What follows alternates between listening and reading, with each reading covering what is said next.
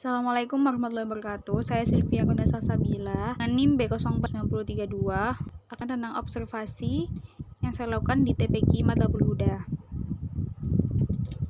yang terdapat di desa saya.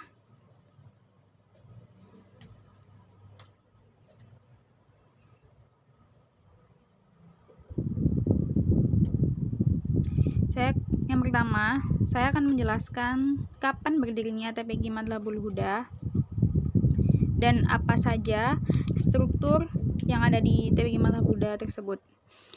Berdirinya tanggal 17 September 2004 dan struktur di TPQ Matlabul Huda itu ada, yang pertama ada pelindung, pembina, ketua, wakil ketua, sekretaris, wakil sekretaris, bendahara, dan wakil bendahara, dan diikuti dengan departemen-departemen. Yang pertama Departemen Pendidikan, yang kedua Departemen Dakwah dan Sosial, yang ketiga Departemen Badan Usaha dan Penggalian Dana, dan yang keempat Departemen Sarana dan Prasarana. Selanjutnya, kapan berdirinya TPQ Matlabul? Selanjutnya, dari mana dana yang digunakan sebagai biaya operasional dan pendukung TPQ lainnya.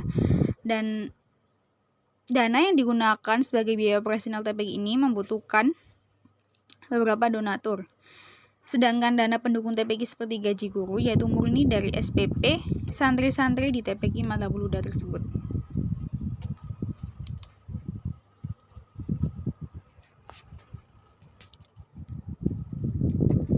Selanjutnya, bagaimana rencana pengembangan TPQ Matlabul Huda ke depannya?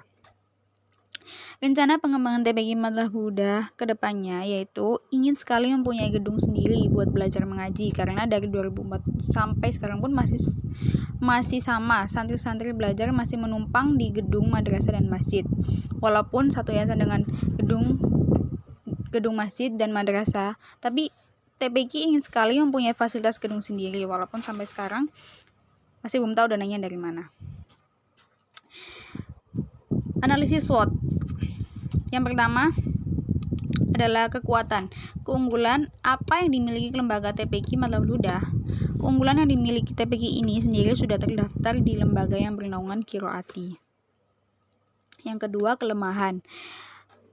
Apakah TPQ Matlabul Huda ini berada di lokasi yang kurang strategis? TPQ Matlabul Huda ini berada di lokasi yang sebenarnya sudah sangat strategis. Namun, TPQ Matlabul Huda ini belum mempunyai gedung yang tetap buat belajar, jadi banyak orang tua yang ingin anaknya belajar di TPQ lainnya. Yang ketiga, peluang. Peluang atau potensi apa yang dimiliki TPQ ini sehingga banyak orang tua yang memilih anaknya belajar di TPQ Matlabul Huda. Peluang dari TPQ Matlabul Huda ini dilihat dari lulusan. Kebanyakan lulusannya TPQ ini sudah dipandang masyarakat bisa mengaji dengan baik dan benar. Yang terakhir, ancaman. Faktor biaya. Bagaimana untuk faktor biaya jika dikaitkan dengan jumlah santri yang belajar di TPQ? Apakah ada kenaikan atau tetap seperti awal pembukaan TPQ? Faktor biaya jika dikaitkan dengan jumlah santri itu pasti ada kenaikan, namun tidak pasti, tapi lebih sering 2 tahun sekali. Sejak 2019 mulai naik dan sampai sekarang belum naik.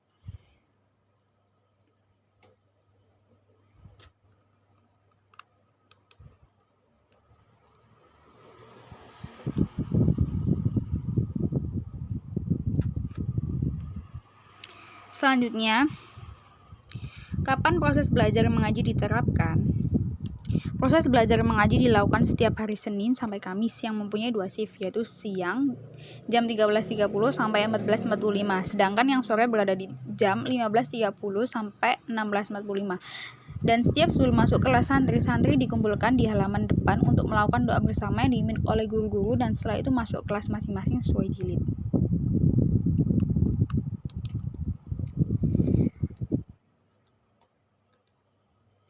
Selanjutnya, berapa jumlah tenaga pendidik di TPQ Matlabul Huda?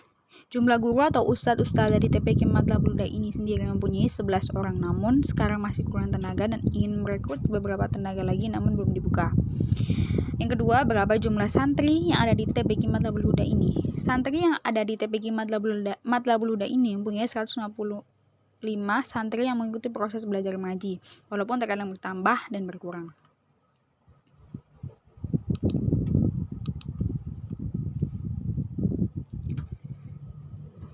Berikut adalah foto bersama guru dan santri di saat Khatmil Quran tahun kemarin, dan foto bersama saya sendiri dengan santri dan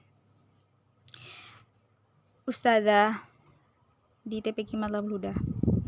Dan ini adalah situasi gedung proses pembelajaran mengaji TPQ Matlabul Huda.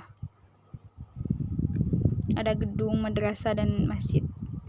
Baik, itu saja yang bisa saya presentasikan. Apabila ada kesalahan, mohon dimaafkan. Wassalamualaikum warahmatullahi wabarakatuh.